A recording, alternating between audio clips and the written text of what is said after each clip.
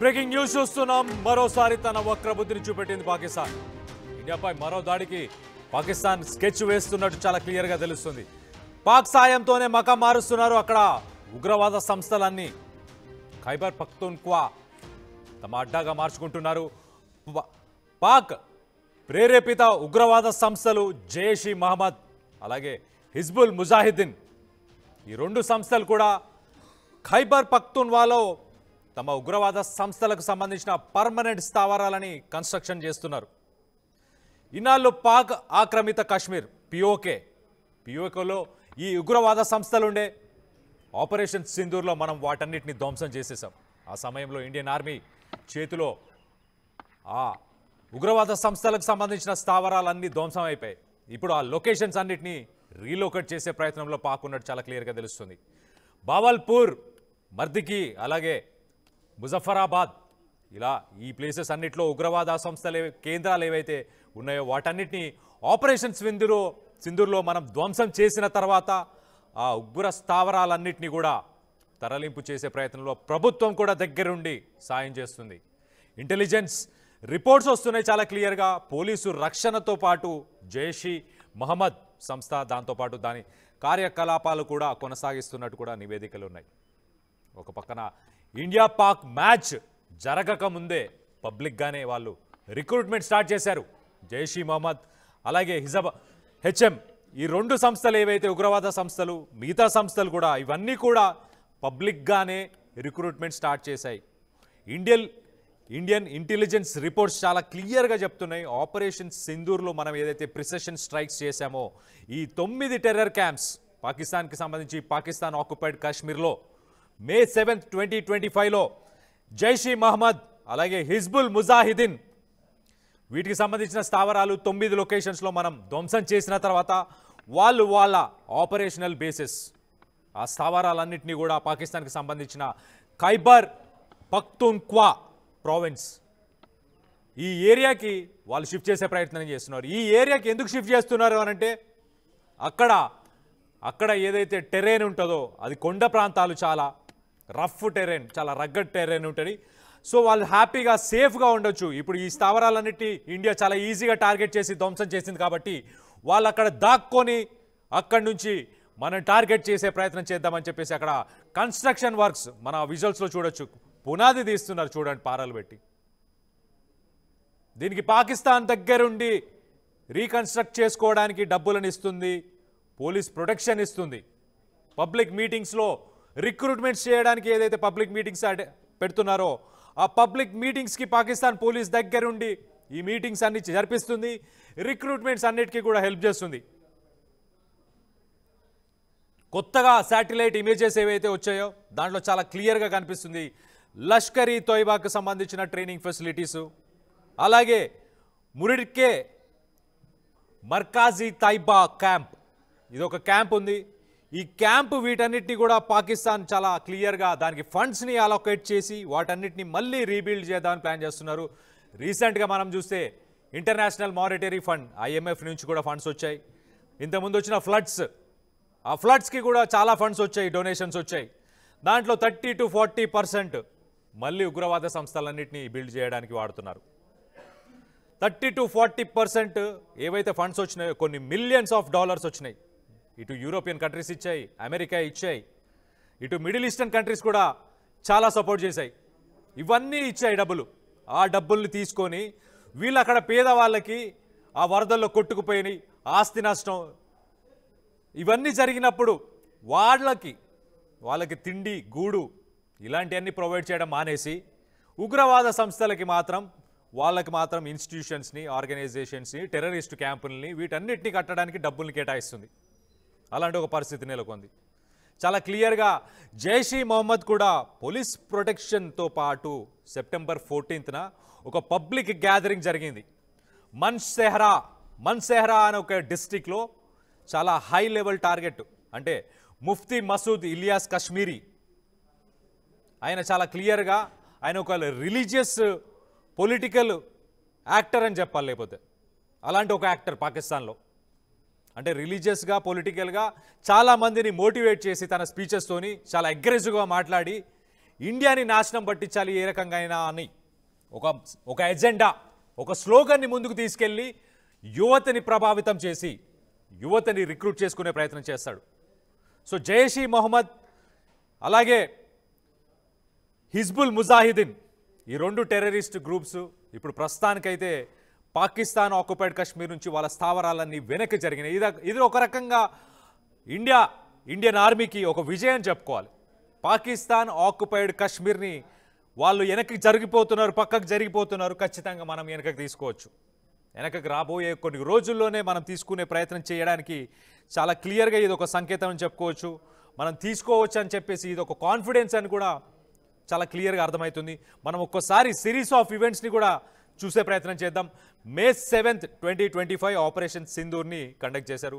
చాలా precision స్ట్రైక్స్తోని 9 different లొకేషన్స్లో ఉన్న infrastructure అన్నింటినీ కూడా ధ్వంసం చేసేశారు. ఇవన్నీ పాకిస్తాన్ ఆక్యుపైడ్ కాశ్మీర్, కొంత పాకిస్తాన్ లోపల కూడా ఉన్నాయి. బట్ ఈ 9 ప్లేసెస్ని మాత్రం చాలా క్లియర్గా చాలా ఈజీగా వీటన్నిటి కూడా డిస్ట్రక్ట్ చేసేవారు. దీంతో దెబ్బకే September 14th జైష్ ఈ మొహమ్మద్ వాళ్ళు ఒక రిక్రూట్మెంట్ ర్యాలీని మన్సెహరా అనే ఒక జిల్లాలో స్టార్ట్ చేశారు. పబ్లిక్ గ్యాదరింగ్ పెట్టారు. అక్కడ పోలీస్ ప్రొటెక్షన్ కూడా ఉంది. పాకిస్తాన్కి సంబంధించిన పోలీసులందరూ కూడా ఆ మీటింగ్కి ప్రొటెక్షన్గా వచ్చి ముఫ్తీ మసూద్ ఇలియాస్ కశ్మీరీ అతను చాలా హై లెవెల్ టార్గెట్ అని చెప్పుకోవాలి. ఇంటర్నేషనల్ మీడియాకి కానీ లేకపోతే ఇండియాకి కానీ ఒక పెద్ద టార్గెట్ అతను. అలాంటి టార్గెట్ ఈ మీటింగ్ పెట్టి వాళ్ళందరినీ మోటివేట్ చేసి రిక్రూట్మెంట్ చేసే ప్రయత్నం చేస్తున్నట్టు తెలిసింది. అలాగే ఇంటెలిజెన్స్ చాలా క్లియర్గా కన్ఫర్మ్ చేస్తుంది September 19th వాళ్ళ బేసిస్ అన్నిటినీ కూడా ఈ పఖ్తూన్వాకి షిఫ్ట్ చేస్తున్నారు. ఖైబర్ పఖ్తూన్వా ఇది కొంచెం ఆఫ్ఘనిస్తాన్ బోర్డర్కి దగ్గరలో ఉంటుంది. కొంచెం ఇది నార్దర్న్ పాకిస్తాన్ అని చెప్పుకోవచ్చు ఒక రకంగా. ఆ ఏరియాకి షిఫ్ట్ చేసి జైష్ ఈ మొహమ్మద్ అలాగే హిజ్బుల్ ముజాహిదీన్ వాళ్ళ క్యాంప్స్ అన్నిటిని కూడా రీలోకేట్ చేస్తున్నారు. స్ట్రాటజిక్గా మనం వాళ్ళని టార్గెట్ చేయకుండా ఉండడానికి ఇలాంటి లొకేషన్స్కి వెళ్తున్నారు. కానీ వాళ్ళ పప్పులేం ఓడుకో ఖచ్చితంగా వాటిని కూడా మనకు శాటిలైట్ ఇమేజింగ్ ఉంది, డ్రోన్స్ ఉన్నాయి, లేటెస్ట్ టెక్నాలజీ ఉంది, షహీద్ డ్రోన్స్. మన ఆపరేషన్ సింధూర్లో షహీద్ డ్రోన్స్ అని ఇజ్రాయెల్కి సంబంధించిన టెక్నాలజీని యూజ్ చేశాం. వాటిని మాస్ ప్రొడక్షన్ చేసే ప్రయత్నం కూడా ఇక్కడ చేస్తున్నాం. ఎటువంటి ప్రాణ నష్టం ఇండియన్ ఆర్మీకి లేకుండా ఆ లొకేషన్స్ అన్నిటిని ఇక్కడి నుంచి ఆపరేట్ చేసి ధ్వంసం చేసే ప్రయత్నం చేయడానికి ఈ షహీద్ డ్రోన్స్ ఇవన్నీ కూడా చాలా హెల్ప్ఫుల్గా ఉంటాయి. వాటి మీద ప్రస్తుతానికైతే ఇండియన్ ఆర్మీ, ఇండియన్ గవర్నమెంట్ కూడా దానిపై వర్క్ చేస్తుంది.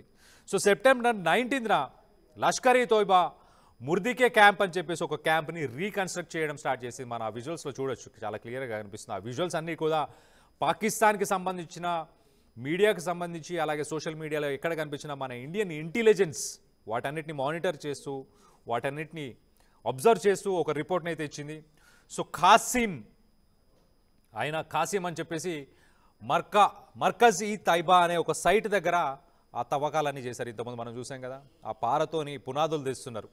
ఆ పునాదులు తీసేది కాసిం అని చెప్పేసి మర్కజ్ ఈ తైబా అదొక ప్లేస్. ఆ ప్లేస్లో మళ్ళీ రీబిల్డ్ చేసే ప్లాన్ చేస్తున్నారు. సో మొత్తం మీద అయితే పాకిస్తాన్కి సంబంధించిన జైష్ ఈ మొహమ్మద్ అలాగే హిజ్బుల్ ముజాహిదీన్ ఇవి రెండు ఇండియాని టార్గెట్ చేసుకుంటూ వాళ్ళు ఒక ప్రిసిషన్ స్ట్రైక్ క్యాపబిలిటీ ఇంతకుముందు ఏదైతే మనకు పాకిస్తాన్ ఆక్యుపైడ్ కాశ్మీర్లో చాలా క్లియర్గా వాళ్ళ సైట్స్ అన్ని, క్యాంప్స్ అన్ని, టెర్రర్ క్యాంప్స్ అన్ని మనకు తెలుసు కాబట్టి మనకు అవన్నీ ఈజీ టార్గెట్స్ అనుకొని వాటిని మనం ధ్వంసం చేస్తే వాళ్ళు భయపడి ఇప్పుడు ఇంకో పక్కకి వెళ్తున్నారు. కానీ వాళ్ళు వెళ్ళే లొకేషన్స్ కూడా ఖచ్చితంగా మనకి ఈజీ టార్గెట్సే. ఖైబర్ పఖ్తూన్ఖ్వా అది ఒక జిహాదీలు వీళ్ళందరూ కలిసి ఒక నెట్వర్క్ని అక్కడ ఏర్పరచుకున్నారు. మొత్తానికి సంబంధించి ఆ బార్డర్లో ఏదైతే ప్రాంతం ఉంటుందో అది కొంచెం డిఫికల్ట్, రగ్గడ్ టెరైన్ అని చెప్పుకోవాలి. చాలా రగ్గడ్ ఉంటుంది, చాలా డిఫికల్ట్ టెరైన్ అని చెప్పుకోవాలి. అలాంటి ఒక ప్లేస్లో అంటే ఒక చాటుకి వెళ్ళి ఏదన్నా చేసే ప్రయత్నం చేద్దాం అన్నట్టు వెళ్తున్నారు. అక్కడ ట్రైనింగ్స్, రిక్రూట్మెంట్స్ అంటే ఇక్కడ సిటీస్లో, ఇక్కడ పాకిస్తాన్ ఆక్యుపైడ్ కాశ్మీర్లో వీళ్ళని చాలా మోటివేట్ చేసి ఇండియాపై చాలా అబద్ధాలు చెప్పి, మన మతంపై చాలా అబద్ధాలు, ఇక్కడ ఉన్న మనుషులపై చాలా అబద్ధాలు అన్నీ చెప్పి అక్కడ యువతని రిక్రూట్ చేసుకొని ఈ ఖైబర్ పఖ్తూన్ఖ్వా అనే ఏరియాకి తీసుకెళ్ళి వాళ్ళందరికీ అక్కడ ట్రైనింగ్స్ ఇస్తారు. మనం ఆ విజువల్స్లో చూడొచ్చు. ఆ ట్రైనింగ్ సెషన్స్ కానీ ఇవన్నీ చాలా క్లియర్గా ఆపరేషన్ సింధూర్ కండక్ట్ చేసినప్పుడు ఆ విజువల్స్లో చూడండి. పైన విజువల్లోనేమో చాలా క్లియర్గా వాళ్ళు కన్స్ట్రక్షన్ వర్క్ ఎలా స్టార్ట్ చేస్తున్నారు అనేది, కింద మన ఆపరేషన్ సింధూర్. ఇవి రెండు చాలా క్లియర్గా చూడొచ్చు. May 7th, ఇప్పుడు September 19th రెండు ఇంపాక్ట్ మనం చేసాము. వాళ్ళు దాన్ని రీకన్స్ట్రక్ట్ చేసుకునే ప్రయత్నం చేస్తున్నారు, రీలోకేట్ చేసుకునే ప్రయత్నం చేస్తున్నారు. మొత్తానికైతే ఇండియన్ ఇంటెలిజెన్స్ రిపోర్ట్స్ అలాగే ఇండియన్ ఆర్మీ వీటన్నిటినీ అబ్జర్వ్ చేస్తుంది. ఎలాంటి మూమెంట్స్ ఉన్నాయి, ఎక్కడ కన్స్ట్రక్షన్స్ స్టార్ట్ అవుతున్నాయి. ఒక పక్కన వరదలు వచ్చి తల్లడిల్లిపోతున్నారు ప్రజలంతా. వాళ్ళకి తినడానికి తిండి లేదు, హాస్పిటల్స్ లేవు, బేసిక్ ఫెసిలిటీస్ లేవు. ఇలాంటి పరిస్థితుల్లో వాళ్ళుండి వాళ్ళకు డబ్బు, వాళ్ళకి ఫుడ్డు, వాళ్ళకి మెడిసిన్స్, వాళ్ళకి షెల్టర్, వాళ్ళకి ఎంప్లాయ్మెంట్ ఆపర్చునిటీస్ ఇవన్నీ ఇవ్వాల్సింది పోయి వాళ్ళు మాత్రం టెర్రరిస్ట్ గ్రూప్స్కి కొన్ని మిలియన్స్ ఆఫ్ డాలర్స్ని స్పెండ్ చేసి మళ్ళీ టెర్రరిస్ట్ గ్రూప్స్కి సంబంధించిన క్యాంప్స్, ట్రైనింగ్ క్యాంప్స్ వీటన్నిటినీ కూడా వాళ్ళు కట్టి రీబిల్డ్ చేసి మననే మళ్ళీ టార్గెట్ చేసే ప్రయత్నం చేస్తున్నారు. మొత్తం మీద అయితే పాకిస్తాన్కి సంబంధించిన ఉగ్ర సంస్థలకి ఇంకా బుద్ధి మారలేదు. వాళ్ళకి మనం ఇచ్చిన సమాధానం ఇంకా సరిపోలేదు. నన్ను అడిగితే ఆపరేషన్ సింధూర్ని పాజ్ చేసింది కలస్తా, మరొకసారి ప్లే చేయాలి, మరొకసారి ముందుకు తీసుకెళ్ళాలి, వాళ్ళకి మళ్ళీ ఒక గట్టి సమాధానం చెప్పాలని చెప్పేసి అనిపిస్తుంది. మీకేమనిపిస్తుంది? పాకిస్తాన్ చేసే ఈ చర్యలపై మీరేమనుకుంటున్నారు? కింద కమెంట్ రూపంలో తెలియపరచండి. పాకిస్తాన్కి ఎలాంటి సమాధానం చెప్పాలి ఈసారి ఇలాంటి యాక్టివిటీస్ చేయకుండా ఇంకెప్పటికీ ఉండడానికి ఏం చేస్తే బాగుంటుంది అనేది కింద కమెంట్ రూపంలో తెలియపరచండి.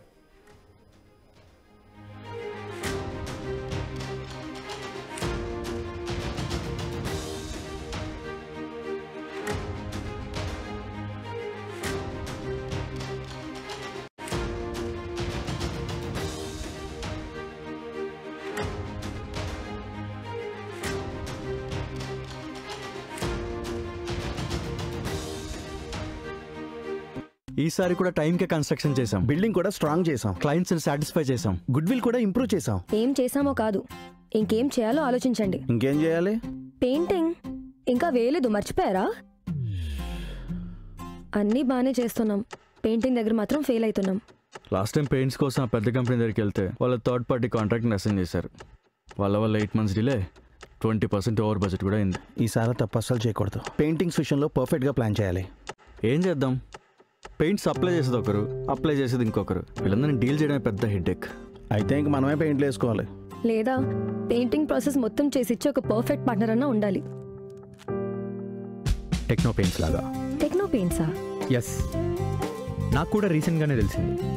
పెయింట్స్ తేవడం నుంచి గోడ మీద వేయటం వరకు మొత్తం ఒకే టీం చూసుకుంటుంది. మిడిల్ మ్యాన్ ఉండరు.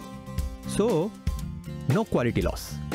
5,000+ స్కిల్ పెయింటర్స్తో 1,250+ corporate projects, 26,000+ government schools paint చేశారు. అది కూడా ఆల్ ఓవర్ ఇండియా.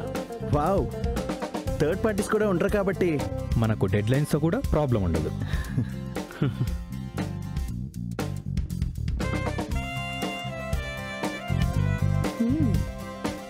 Perfect.